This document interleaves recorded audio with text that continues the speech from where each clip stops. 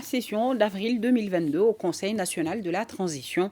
On enregistre l'adoption de 35 projets de loi sur les 42 reçus, occasion pour le colonel Malick Diaw de se prononcer sur les grandes questions d'intérêt national. Écoutons-le des propos recueillis par Nouhoum Sissoko. De la date d'ouverture de notre session, le lundi 4 avril 2022 à ce jour, notre pays a enregistré d'importants événements dont certains ont failli entacher le cours de la transition.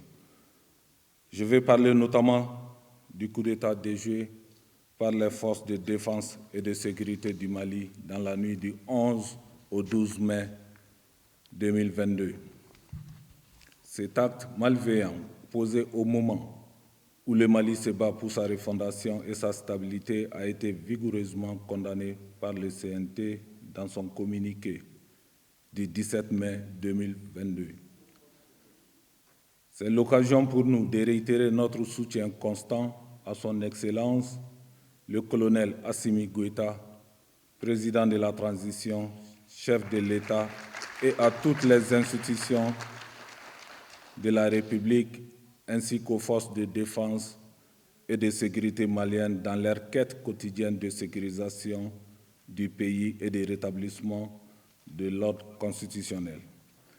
Les sanctions pesant sur le Mali depuis le 9 janvier 2022 ont été maintenues. Nous sommes actuellement à la veille du prochain sommet dont nous attendrons également les conclusions avec sérénité. Les échanges en cours avec la CEDEAO ne devraient en aucune manière constituer un facteur de blocage de notre processus de refondation.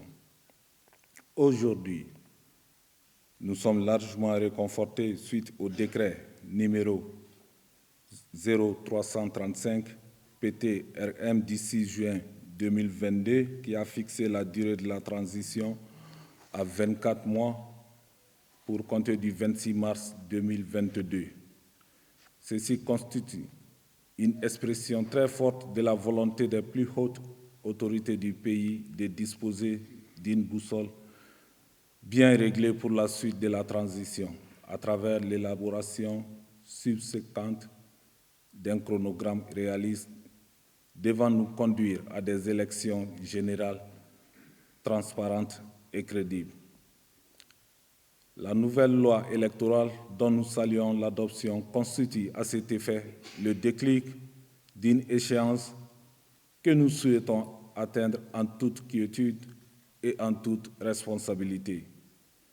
C'est le lieu de rappeler que cette loi électorale, qui constitue l'un des piliers du renouveau démocratique de notre État, n'est ni l'apanage exclusif du seul CNT, encore moins celui de Malick Diaw. Elle est le fruit d'un long processus de concertation avec l'ensemble des acteurs sociopolitiques de notre pays. Elle est donc la loi du Mali, raison pour laquelle le président de la transition n'a pas hésité une seule seconde pour la promulguer. Les équipes de restitution du CNT sillonneront très bientôt toutes les capitales régionales pour procéder à une large vulgarisation du texte auprès des populations maliennes. De 31 projets et propositions de loi en début de session, notre tableau de saisine s'est enrichi de nouveaux dépôts, portant à 42 le nombre total de saisines en fin de session. En somme, les 3 mois de travaux que nous venons de boucler nous ont permis d'en adopter 35, au nombre desquels figurent des ratifications d'ordonnances relatives à différents secteurs de la vie nationale, notamment la fonction publique, l'éducation, la santé, la construction citoyenne, la défense et la sécurité, la culture, l'environnement, les transports, l'électricité et les affaires religieuses.